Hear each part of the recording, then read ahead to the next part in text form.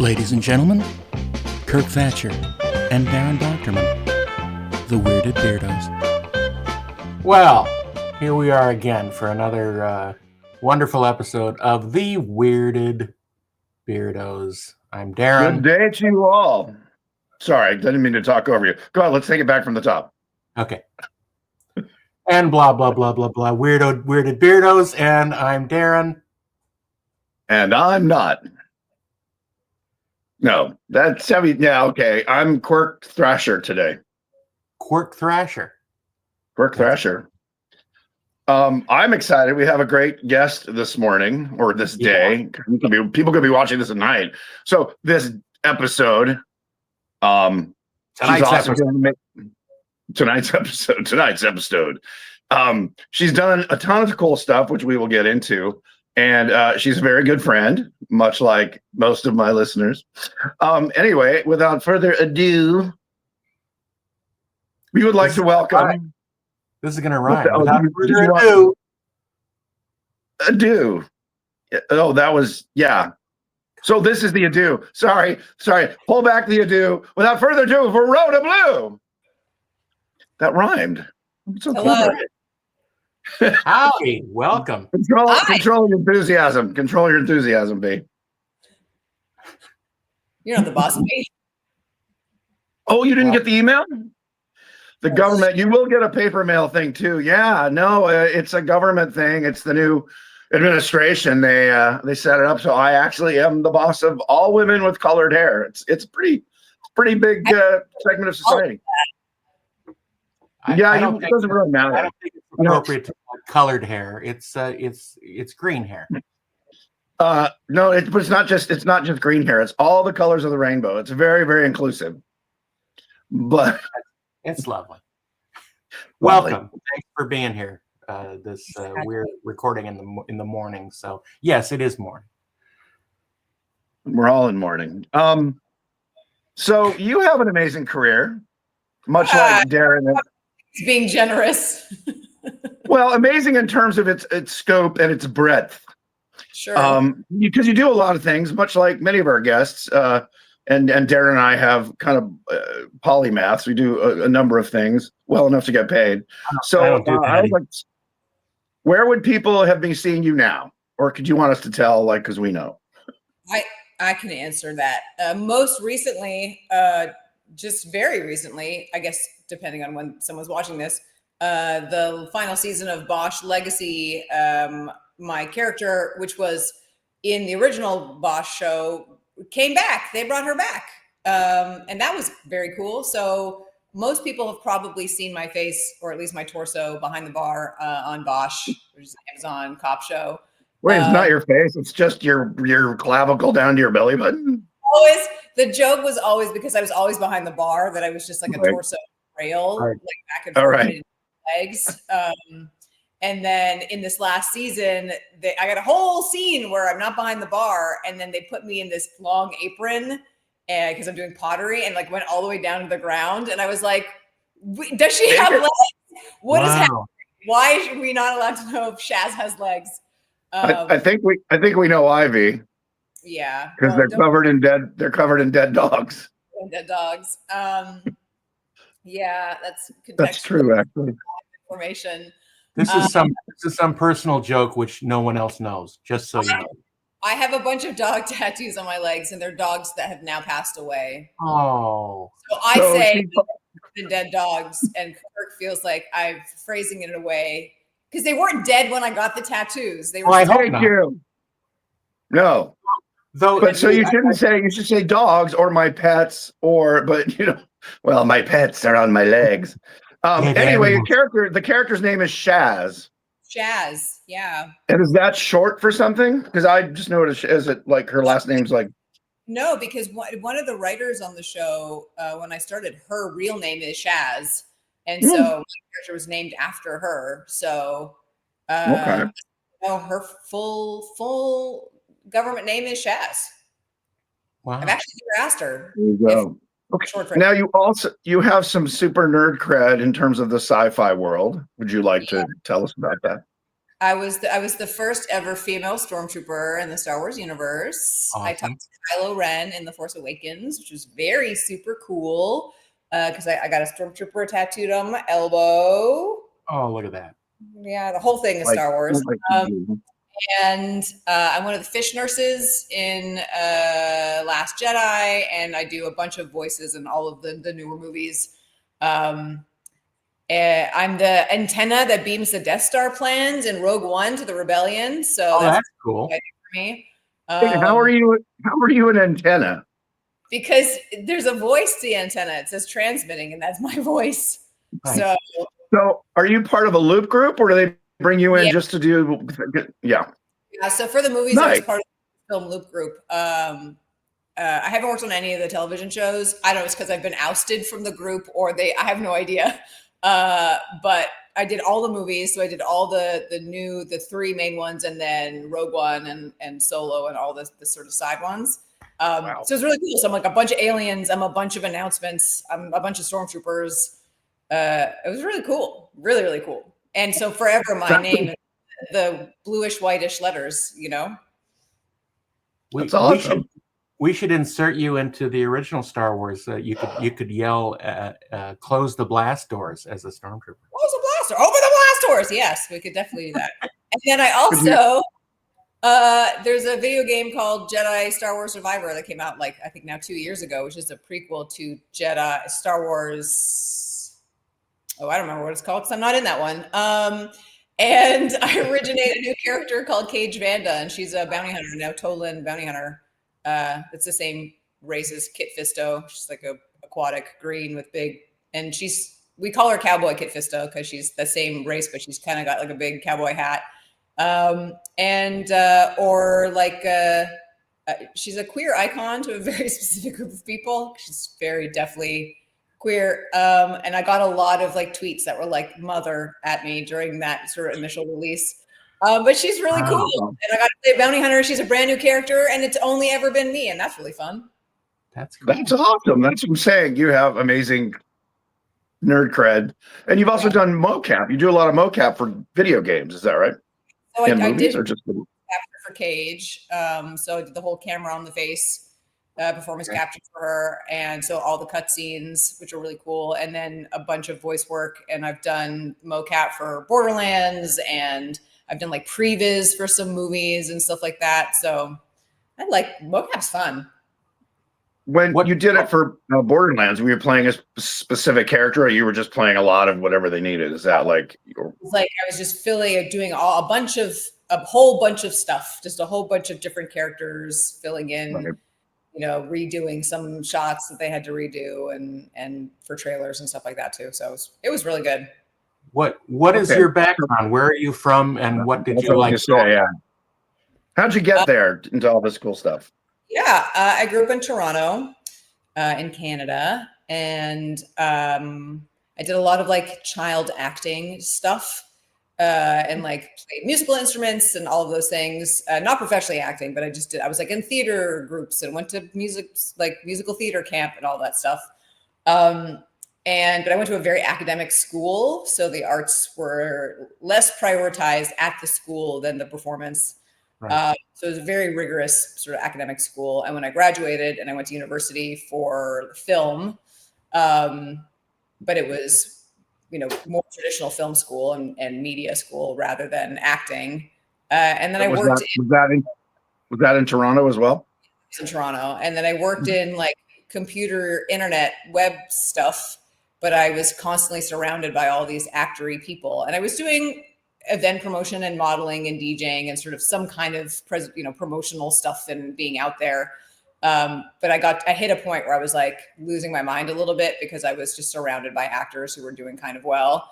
And I was I need to see if this is a thing I still want to do. So I auditioned for a bunch of British theater schools, and I got into the Bristol Vic Theater School, which is the school that Laurence Olivier started. They take 12 people a year to each class. And I got into there. So I did my master's in classical theater in England.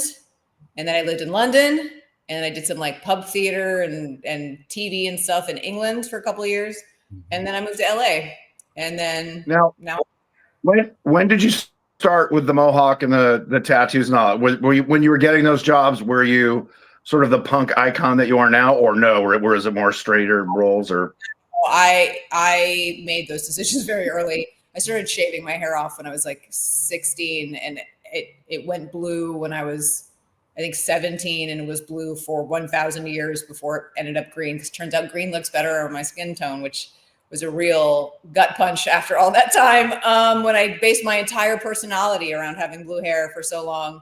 But yeah, when I went to theater school, I dyed my hair like brown, and I took some of my piercings out and like toned it down. I had more piercings and I took some of it out and sort of toned it down in an attempt to be like more malleable to like classical theater training, you know?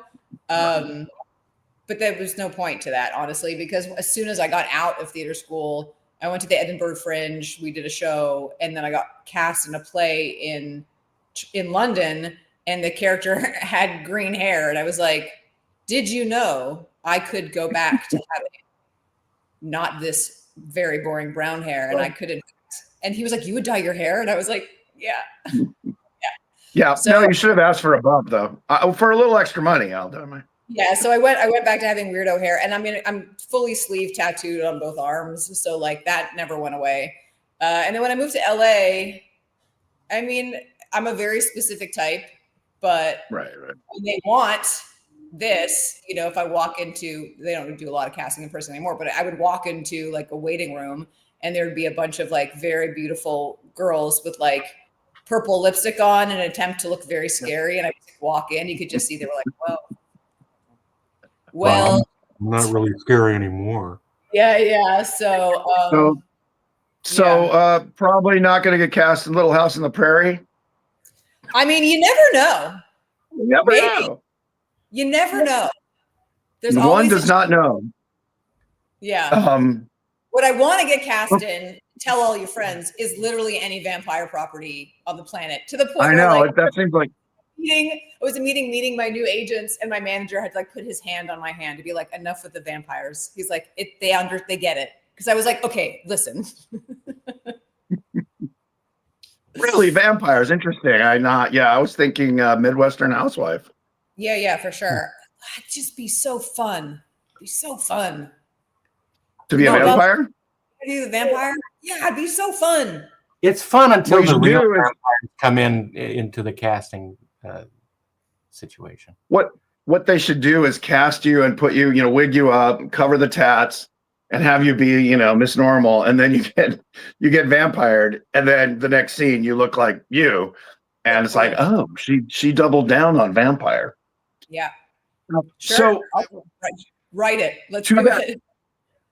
To that point of getting typecast, do you ever get called in for stuff and you're like, why am I here? Like, again, Midwestern Housewife or, Gladys the Nail Lady or something. Do you, or no, you pretty much get cast?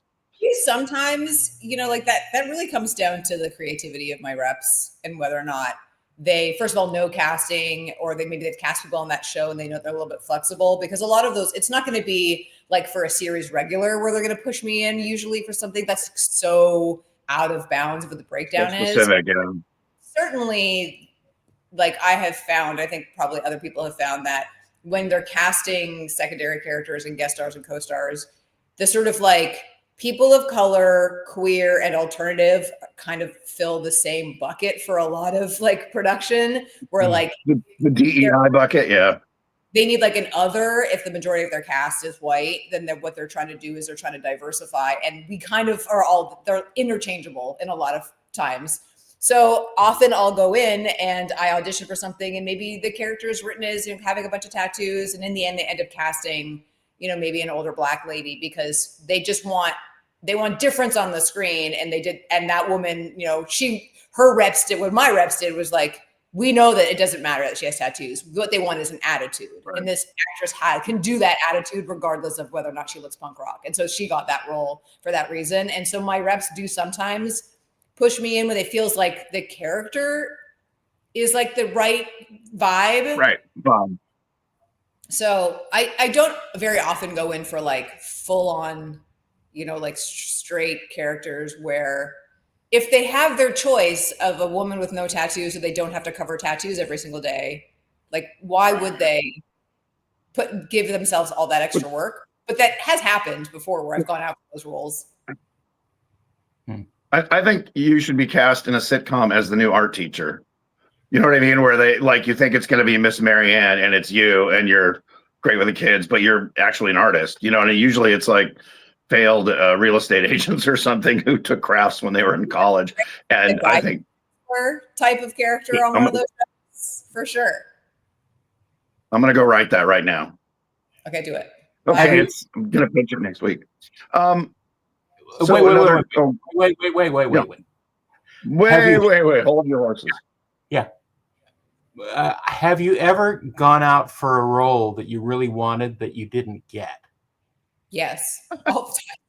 All of them. Yeah. Yeah, I have, for sure. There's been a bunch of like characters that big and small, that I was like, this would be really cool, or I really like this character's vibe. There's one that you thought you were perfect for.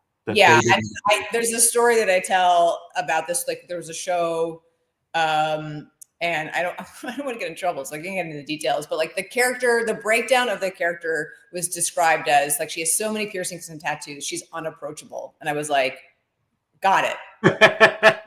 And like, I wore a shirt that said motherfucker on it, and I was like, wore my full bullet belt, and I was like at the time I was Mohawk, and I was like very standoffish, and that's how the character was written.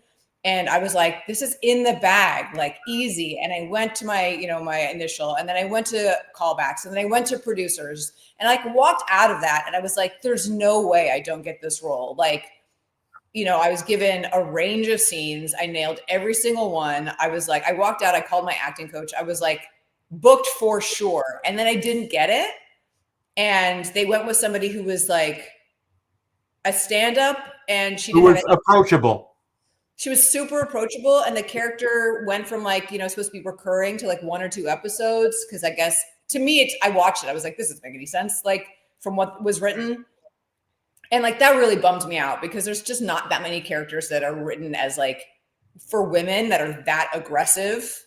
Right. You get a lot of like heavily tattooed cholo, prisoner, gangster, Latino guys, and all the tattooed guys. They always are being typecast as that, but there's just not very many women on television who are like. Yeah. How did you avoid Orange is the New? How did you avoid Orange is the New Black? Because I mean, you would have been perfect for that series. Were you ever up for it? Were they ever? Oh, I never got to read for it. I wish I would have loved to. I think maybe they cast me out of New York, and like a lot of those actors went to Juilliard. Like, a lot of them were like. Like top tier trained New York theater actors, which is why the cast is so incredible. I was always pushing for that kind of show. I didn't get it. Never got to. Does your dual citizenship help of shooting in either Vancouver or Toronto? I do have a Canadian agent, so I do get access to some additional auditions for stuff that are like Canadian productions that I can read for, because I can go as a local hire, which is sometimes appealing. Which they like. Yeah, to a production. Because if it's Vancouver or Toronto, I have family in both places, so it's very easy for me. I'm happy to just get myself there. So I interviewed the vampires in Toronto. So it hasn't like really made that much of a difference. I also have British citizenship, so it hasn't really made that much difference in like results, but it is out there. Like, it is an option that, we keep mentioning that I have to. Yeah. I mean, Marvel a lot of people are now shooting in England again, back at Pinewood. I know Marvel and the Star Wars thing. So, yeah. I mean, if you worked as a local hire, I don't know. It's a tough business. It is. Okay, so aside from all your acting and cool stuff you've done, you also are web savvy, and you said that you make a living doing internet stuff for companies. So that's your day job, if you will. Yeah. So what I always say is, when people say like, what do you do? I say I'm an actor when they hire me, and I work in e-commerce when they don't. Well, it's nice because you kind of, it gives you the flexibility, and you don't have to be a server in a restaurant. Yeah. 'Cause that's Oh, the for other sure. stuff. I mean, having a day job as an actor in Los Angeles is like a requirement, and it is tech pays way better than being a server or working in hospitality. Yeah. You know, You have to like work on a server rather than be one. exactly, yeah. Right. Like the Right. tech salary is going to make it affordable to live in LA compared to like just busting, you know, your butt every single day between shifts and things, which, you know, is exhausting. Now let's talk about your do-gooder side because No. yes, yes. Are you okay with that? Yeah, no, I'm joking. It was a joke. Okay. Well, I mean, like maybe you didn't want to know. I like what. So she runs a small dog rescue. In fact, she helped me when my mom passed. My mom had a little tiny, like 8 pound or 12 pound. It was a kind. It looked like a min pin, but it was a something terrier, like a Staffordshire Terrier. Anyway, and she took it on. What was that? Manchester Terrier. Man, that was it. Um, and so you have an entire side gig where you do good things for small dogs, rescuing them, finding them homes. Oh, okay. So it's a small dog rescue, not a rescue that is small for dogs. Yeah. So it is. Yeah. So I'm on the board of directors of a rescue in Los Angeles called Dogs Without Borders. And I've been sort of the VP of that rescue for a long time. I've been the volunteer coordinator for years. I bullied my way. I started volunteering with them as a foster. And at the time, everything was on paper. So if you wanted to adopt a dog, you like had to go and download a PDF and print it and then bring it in person. And I was like, this is ridiculous. What are you doing? Let me fix this. And so, you know, I digitized all the forms and set them up on like Airtable and got them a database and try to make it, you know, take them off of just copying and pasting spreadsheets and try to give them an actual system to make it more efficient and, you know, templatize everything to make everybody's life easier. And so, because we've placed like about almost 8,000 dogs in the times that we've been, you know, in existence, which is a lot. We're pretty high volume. Some years, you know, there have been years where we've placed 800 dogs in a single year in a new home. So I love tiny dogs. It says tiny dogs. Oh wait, there's a camera. Yeah, I was gonna say, yeah, show your cats. Yeah. Yeah. And so you were like the Doge for dogs. The Doge for dogs. Yeah, going in there, making it efficient, putting it on computers. Exactly right. Yeah. The Doge for dogs, got it. So I, for a long time, I was the only person doing the Instagram. Now we have a lot more volunteers who are, you know, the systems put in place have worked. So like we have a Slack now, and the staff, which are I think 3 people that are actually get any money, they're on there all the time, where the volunteers are on the time on Slack, and we use all the scheduling software for putting stuff on social media. And, you know, we have our whole group of the celebrities that we've adopted dogs to, you know, that we reach out to get reposts and all of that stuff. So we have like a pretty good system. And I still go to the shelter regularly. It's around the corner from my house. So I go to the shelter, I get a text message when they know it's the dog that I'm not going to be able to resist. And I'll go pick it up. And yeah, it's great. How many do you have in your house right now? How many dogs? I have 5 in my house, 3 belong to me, and I have 2 fosters. Right. See, despite that hard, rough, unapproachable exterior, you're a big old little mush pie. Oh. So wait, how would people find? Oh, first of all, I never thought of this before. How do you spell borders in your logo? It's BORDERS. It's like right. It's like Doctors Without Borders. Right, but if you spelled it with an A, there's a pun. I know there's a pun. Then you've got a pun involved because you need borders because you foster out your dogs. Yeah. That one's free. That is free. It's too late. No. Just register that name too, or Dogs with Borders, and then never mind. Anyway, so people will find you online at www.dogswithoutborders.org. .org.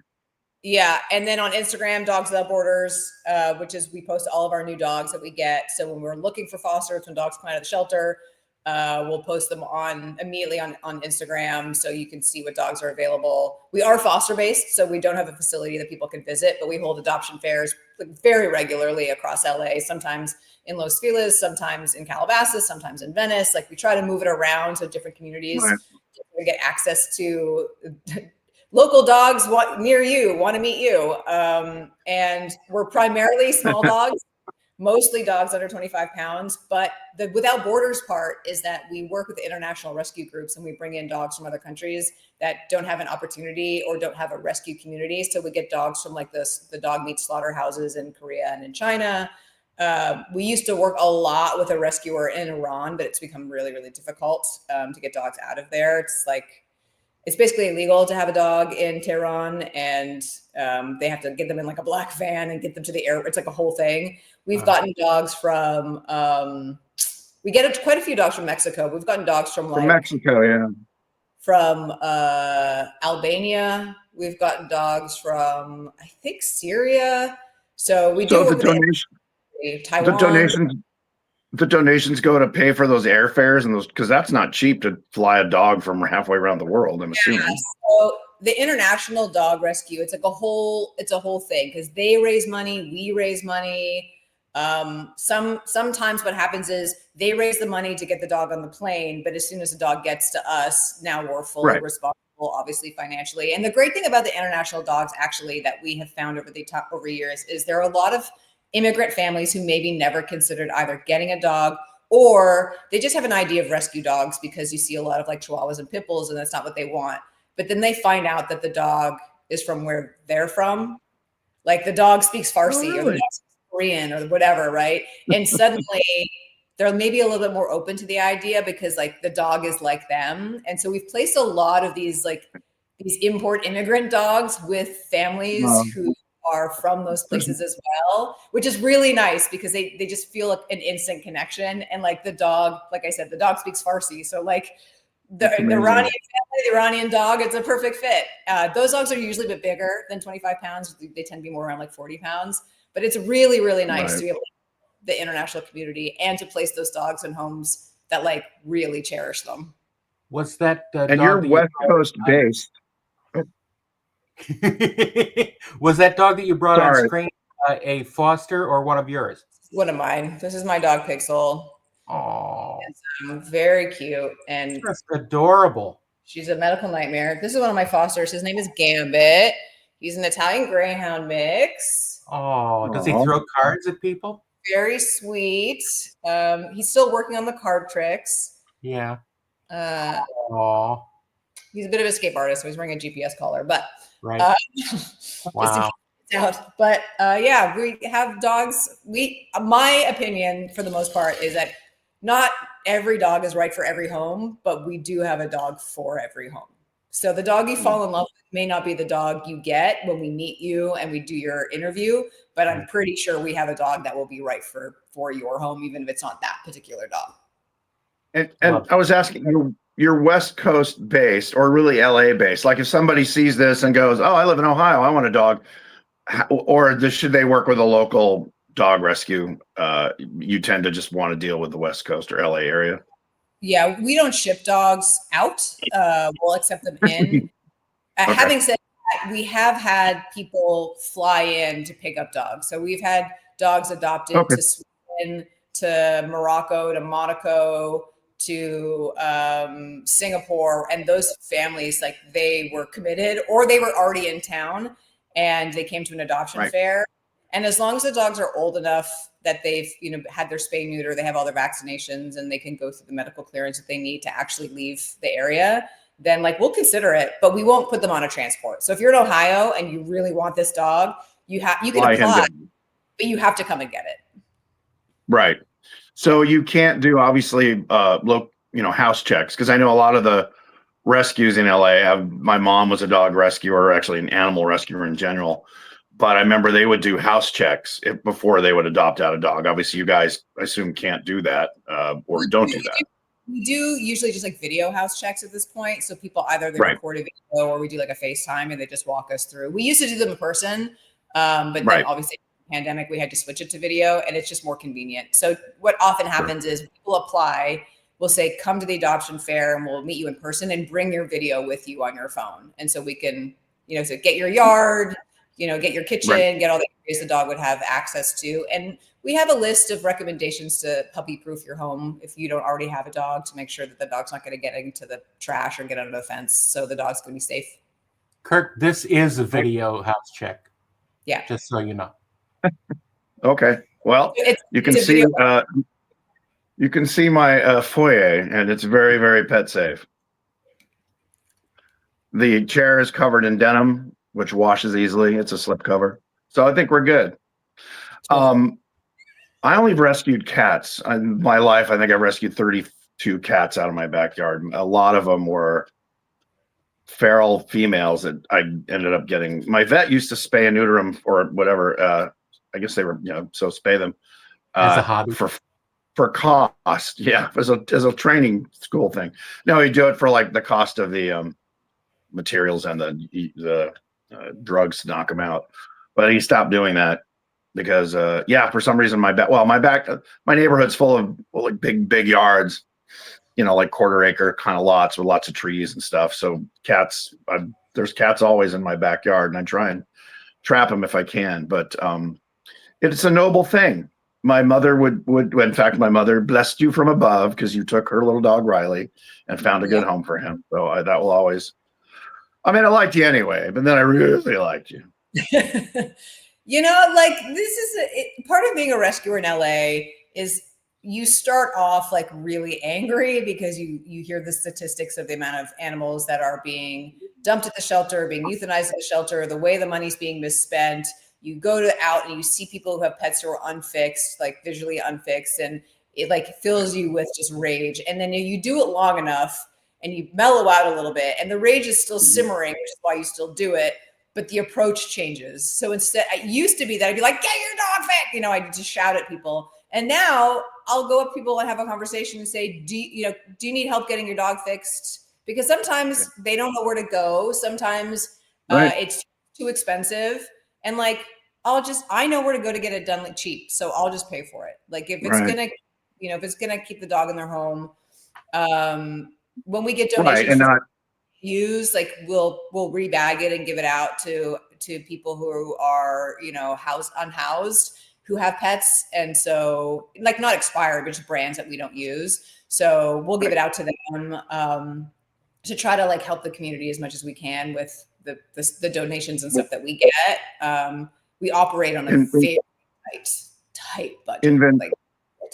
In Ventura, my mom worked at a thrift store, and all the donations were, free. And then whatever money they made went to either just keeping the lights on. Everything else, all the gravy went to the free spay and neuter clinic in Ventura because of the large Latino population and a large number of, guys and you're not throwing shade at the Latino population, but culturally, they didn't like getting their animals fixed. And so the numbers were staggering of the amount of animals just the Ventura shelters euthanized every year, hundreds of thousands for a community that's not, there were more dogs being killed than were people living there, almost dogs and cats. And so they made a big dent because once it was free, then you could make the argument, it doesn't cost anything.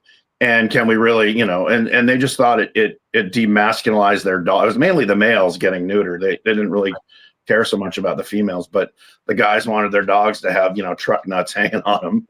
And it was a cultural thing. And they did make a big dent. Like the numbers went down, and mainly again because it was free. So I don't know if there used to be a free clinic in around LA or Lancaster, somewhere in the, within a 50-mile radius of Los Angeles, but the last time I checked, they were not in business, or they had closed down. I don't know if it was permanently or just because I think they said the year after COVID, there were so many unwanted pets. And I think because I don't really understand why. I know people were getting pets, just, we're going to stay home, so let's get a puppy or a kitten to play with. And then I guess they all got busy, and suddenly there was this abundance of puppies and kittens. And it's you're right. It makes you really angry because it just seems to be irresponsible. And to think a life like that is worth throwing away. Just like, oh well, just get it, get it euthanized. We don't want them. Puppies in the river kind of stuff. It's a dark side of humanity, which again, it's very anger making. Yeah. Anyway. It's a nuanced problem, and like what I've always wanted is for the city to, because you can get vouchers for free if you have certain income threshold, you can get vouchers for free. But like you said, especially now I can imagine in some of the Latino populations, they're multi-generational households. Sometimes they're members of the household that are undocumented, and people are working multiple jobs, or they're working their butts off, and they don't have time, and they don't want to go ask the government for anything because they don't want the government to show up at their house and know that raise somebody, the flag, which is I totally respect. So what I think they should honestly be doing is they should be getting veterans, because these are people who've been trained to deal with hostile situations, to deal with people of different cultures, who often are animal lovers, and pair them up and get them to go door to door and hand out vouchers for free and say, do you have any pets that need, vaccinations, microchips, spay, neuter? Oh, wow. Give them a free voucher, let them chat with the, locals, kind of do, maybe we're doing a little audit of some kind, but just give them out to people and say, you don't need to provide any identification. You don't need to provide any radio. I think radio ads too. Nothing, just literally go door to door, meet the community. And you could even have a vet go with them and do vaccinations and stuff on the spot, and just do communities at a time, and not have it be law enforcement, but hire veterans who are experienced in meeting in this kind of thing. But do you think vets? Vets for pets. Exactly. But I think a lot of people are just nervous to answer the door now with the whole ICE thing. I mean, anybody. I don't even answer the door. Nobody's coming to drag me out. I just don't like people trying to sell me shit or, case my house saying they're here to get rid of pests. So I think radio spots in English and Spanish, and then setting up, kind of stations, like you said, where you do your adoption fairs. Because I know they did that. They would say, hey, we're going to have a spay and neuter clinic and a vaccination. Well, they have 3 vets who volunteer there Sunday morning or afternoon, and they go to a place and they have dogs that are already spayed and neutered to adopt out, and they will check your vet or check your pet. It's I mean, again, we're a rich enough country that we can do that. But the thrift store, if you took one of these out of the closet places, and I don't know if they make, if they're there to make profit or not, but some of the thrift store chains, what is it, Buffalo Exchange and Out of the Closet, which you see a bunch of them, so they must be doing all right. And go, hey, is there a chance for 2 months you could, promote it, but also give 25% of your earnings to, and maybe they don't operate on margins like that, but I think there's a lot of ways to get it. And it's an uncomfortable truth is the other thing. People just don't like to think about it, because again, it makes the general public either angry or sad or I don't give a fuck. But yeah, anyway, that's an important issue. I'm very glad that you do that. And again, it's one of the reasons that I think you're an awesome person. Thanks. Besides, the hair. Can the dogs also get some voiceover work? I keep trying. Yeah. It's rough, Darren. It's rough. It's real rough. I understand. That's very good. I see what you did there. Yeah. That's like a dog joke. You're welcome. It's comedy for free. Yes. And it's those kind of jokes that keep people coming back to the weirded Beardos. I have to think about it every time. You have to think about it. So what is the future for you? You just want to do more auditions and get more great jobs, or do you have a bigger picture? That would be great. I mean, series regular has always been the goal, but TV production's down 40%. So I don't know how realistic that is for anybody, honestly. That's I too would like to be seriously regular. That's the dream. Wait, what? On some kind of ensemble show or a sci-fi kind of thing. That'd be great. But that was a vampire series, maybe. That was one of the great things about Bosch, because they shot all in LA. Yep.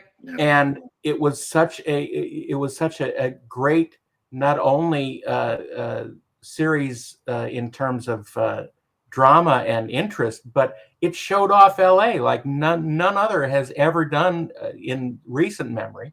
Yeah. And I loved that, and it was it was fun to see and fun to work on, and I miss it actually. Yeah, it was a great show to work on. Everybody was like wildly talented, super nice, like clockwork, like there was, it really was very, being on set was like very efficient. People were like, they really knew what they were doing and very respectful of everybody's, specialty skills and time. So, and Titus is awesome. Amazing. Not only for his acting, but because he collects 1/6 scale figures. Yes. The nerd is strong in him. War. So he also got to be a Star Wars in Mandalorian or whatever. So that's right. That's right. He drove that thing. Yeah. Imperial. Drove that thing high and king. Yeah. Yeah. So, the future holds, I don't know, man. What does it hold for climate change? Let me read your tea leaves. Yeah, climate. Yeah. Let's not go there. We already talked about animals being killed. Let's not go to all of humanity getting destroyed. Okay, so if you got a series, I assume, and it was in Vancouver or Toronto, you would drop everything and move there for at least the schedule. In British name. Yeah. Okay, good to know. Yeah, absolutely. Not that I have the dogs in my Mini Cooper and go to Canada with my winter coat. Well, when you were a stormtrooper in I love that. I've never heard that sentence. Well, before. no. When you were a stormtrooper, you were on camera in the stormtrooper outfit, or did you just do the voice? Just the voice. Okay. That's what I thought, because I shot that over in England, but you can work in England. Okay, so you were the voice. And did they audition you for that, or they kind of knew you from the games and stuff? Where was it on the timeline? So it was part of the looping, is like there were a handful of wild lines that they needed to fill. Right. That were actual like scripted dialogue. And so I recorded that, and Matt Wood, who works at Skywalker Sound, also like knew that I'm like a diehard stormtrooper. My whole arm is a dedication to stormtroopers.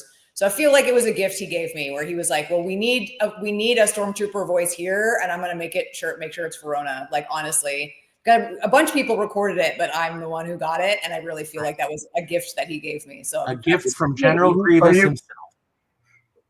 Are you a member of the 501st? Yeah. I figured, there's not much stormtrooper left. I'm an honorary member for a long time. I would think so. Do you have your own stormtrooper outfit? So not anymore. I started as a stormtrooper, and then my original armor like degraded. And then I bought, when Anovos came out with the new stuff a couple years ago, I bought it. And during right before the pandemic, I was like working on it, and I never sort of finished it because of the pandemic. And I ended up giving it to another woman who wanted a stormtrooper. I just ended up giving it away. But I have a Tusken Raider that I still wear. I have a Boosh. I have Boosh. There, she's right there. And I have an Imperial officer, and I was the first ever Aura Sting, but I haven't worn that costume in a long time. Is she what's the Star Wars characters in the comics? I don't think she might be in the animated series.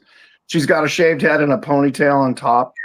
Yeah, so she's she's in a second and a half of the Phantom Menace during the pod race scene. She's like standing there watching as they go by, and she's in a dead bodysuit with like holsters and this like huge gun. Yeah. And she's got a shaved head with a ponytail and an antenna. I had the first ever Aura Singh costume. Like by Halloween '99, when that movie came out, I had an Aura Singh costume. I mean, you were made for that role. I know people have done a much better job on that costume since then, and Disney had like the Right. official ones in the park and everything. I still have that original. I actually still have most of that original costume, to be honest, downstairs.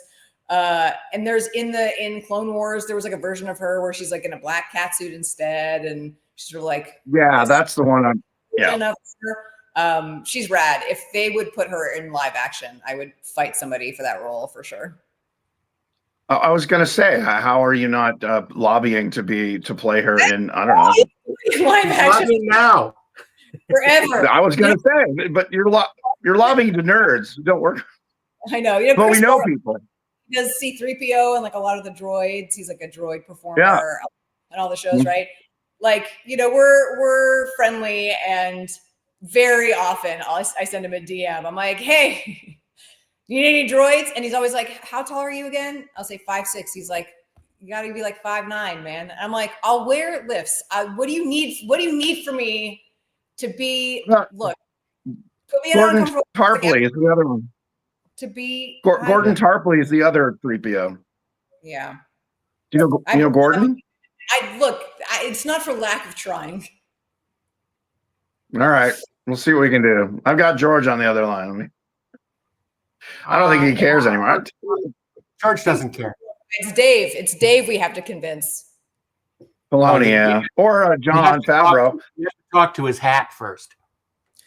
There was with the Rogue One after party after we did the casting crew screening, whatever. There was an after party, and I'm at this party, and I'm with Michael Giacchino and I'm with Matt Wood, and we're all chatting. And Dave walks over, and we are all chatting, and they were talking about live action stuff. And both Matt and Michael start like yelling at Dave, like pointing at me and being like, "She needs to." It was like just this cacophony, and he was like, "Okay," but like nothing ever happened. Yeah, and he didn't come through. Them can't make it happen. I feel like I'm out of luck at this point. I was like, well, he's been busy. I talked to JJ, at a party once, and I was like, I like Star Wars. And he was like, me too. And then, nothing ever. I keep getting in front of the right people, just in the wrong context. You don't leave an impression. You gotta be a little more out there. Like just give a strong impression. They might remember. How more out there can she be, for crying out loud? Well, I guess we're gonna have to find out, aren't we? Maybe if you talk with a really bad lisp. Yeah, maybe. The girl with the lisp. Which one? The hair and the lisp. The hair. See, the lisp. You need the hair, the lisp, the nails. That makes me memorable. But if you come up, you go, "Excuse me, Mr. Abrams, I would super love to be in a Star Wars." Yeah, I was a stormtrooper. Yeah. See, that's what we do. We help people. We're here to help. We're going to get your little cute little dog thing out there. People are going to give you all the dogs, and then you're going to get this job, and you'll thank us. I will thank you. I don't want their dogs. I want their money, and I want them to take the dogs. Is the thing. Yes. To be clear, I don't want them to give me their dogs. I want them to take our dogs. Take the dogs. Leave It's a give take. It's a give and take. The worst reason you've ever heard for someone giving up a dog. The one my mom always heard was, "We're moving." Yeah, I mean, we get a lot of "we're moving." The worst reason I've heard is the dog is too old. I want a younger dog. Oh God, that's brutal. Yeah, it's worn out its welcome. Yeah, those are. It's shocking how horrible people are. But the one that my mom would just literally go, "I don't understand. Are you moving to a place where they don't allow dogs?" And if they say yes, she's like, "Well, is there a chance you can find a place that, how long have you had this dog?" 7 years.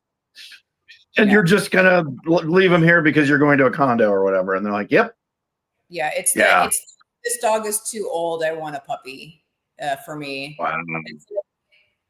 So we're looking for a taller dog. This dog has been this dog's only family its whole life, and it doesn't have that much left. And now it's a problem. That to me is like the most heartbreaking, because I have a lot of senior dogs, and I've, as we mentioned, my legs are covered in dead dogs, and like I've always been there for them at the end. And like, see, look at the reaction you get. I'll take a senior dog so that their second act is the best whole life, you know, and they're so chill and loving. Yeah. Yeah. It's like dating women over 40. They're just so grateful. Oh, that's not true. That's so true. That was a Ben Franklin. Well, he didn't talk about. He was referring more than dating women over 40. But again, back then 40 was like death's door. But he did a whole thing about like, yeah, they're just so grateful. It was like that guy was a thing that is like special that I missed. He was such not a misogynist. Oh, for sure. Yeah. Classically men of that era, definitely. I think they invented the word. Very good. Everything else. Hogan's Heroes in the Revolutionary War days. Let's write it. Let's write it, and we'll put a vampire in it for Verona. Oh, yeah. A Vampire for Verona is a great children's book title. It is. Yeah. Today, children were reading from A Vampire for Verona. Verona was a precocious girl with green hair and many tattoos. She covered her legs in dead dogs, and people found this interesting. Maybe that's your hook. When you meet JJ next blood. And when you meet JJ, say, we got to stop talking at the same time. Go ahead. You know what it is? Because I'm on my phone. There's a delay, so that's why. Sorry.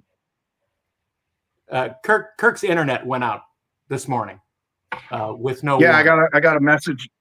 Got a message about 20 minutes before we do the call saying, "Sorry to inform you, your internet is out. We're working as hard as we can to get it back." I'm like, "Great." So sorry. I don't know if Don't you know I'm a podcaster?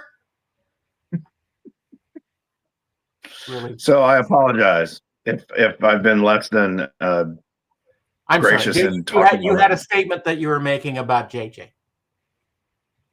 No, I was just saying, tell him you have dead dogs in your legs, then he'll remember you. It seems to work. I'll never forget it.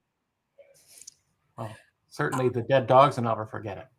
I guess I gotta get into another party with JJ and get in front of him again and be like, "Hey, I was that stormtrooper that talked to Kylo Ren." And be like, "Oh yeah," and then I'd be like, "Also, I have dead dogs on my legs."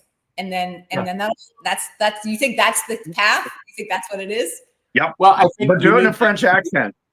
You need to threaten him so that he won't be one of the next ones on your leg.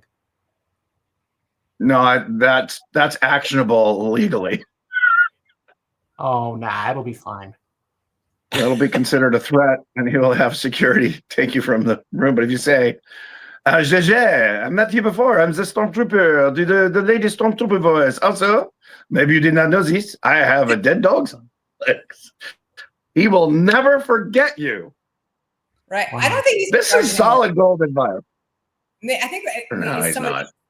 Kathleen or Dave, I think, is really who I need to. Yeah, Filoni or Favreau. I know Favreau and Filoni kind of work together, but I don't know if Favreau's he's off doing his own stuff. He's doing a sequel to Chef. He's doing the Mandalorian movie.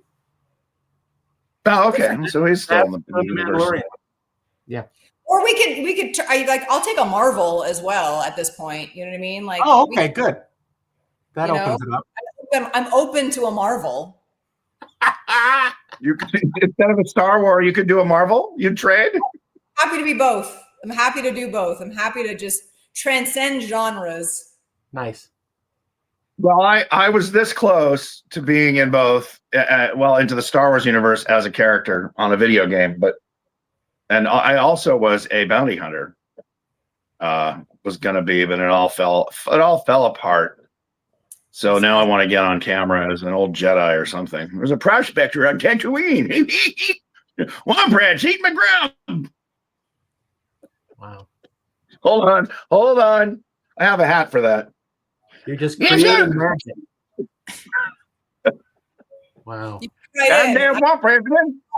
I thought for a second we were on Tatooine. I was just fully immersed. Thank you. Namaste. I'm nasty. Your Star Wars name is Fizz Quardley. Well, probably. I don't even know. I often fizz Quardley. No. All right. When you take your poor name. Verona, thank you for being a guest on our show. Thanks for having me. We promise not to let people who know you watch it in case you're that embarrassed to be seen with us. Amazing. Hopefully Don't let all your desires. don't let Pixel watch it because she'll get a swelled head about it. Well, the thing is, Pixel is fully deaf and blind in one eye and has a little bit of brain damage, so I would not worry That's about okay. it. So am I. Oh, It all works out. okay. I'm blind in both ears. Yeah, I can't see through either of them. Exactly. My goodness. Oh, stop shaking your head. Thank you so much for hanging this morning. It couldn't have been. And again, Dogs Without Borders. Send money, not dogs. .org. Without Borders, dogs. Without Borders.org. Or ORG. Send us your money. Come adopt a dog. We'd love to meet you. Volunteer. And give her a god darn vampire role, Hollywood, you jerks. I have my own teeth. I'm prepared. Well, I would hope so. Oh, you mean vampire teeth? I have a. Oh, okay. I can eat. I thought you were prepping for the retirement home. Vampire teeth. I got my own teeth. Wow. Thank you I have so vampire much. teeth. You just can't see him. Mustache. Just gonna point in the mustache. Yeah, see, that's another good kids book, The Toothless Vampire. Oh. There you go. Sippy cup. I don't know. Sippy cup? Yeah, sippy cup. Yeah. Oh my gosh. We have to do a little bit of housekeeping here before we say goodbye. Just letting everybody know that we are going to be off for a few weeks, probably just a month.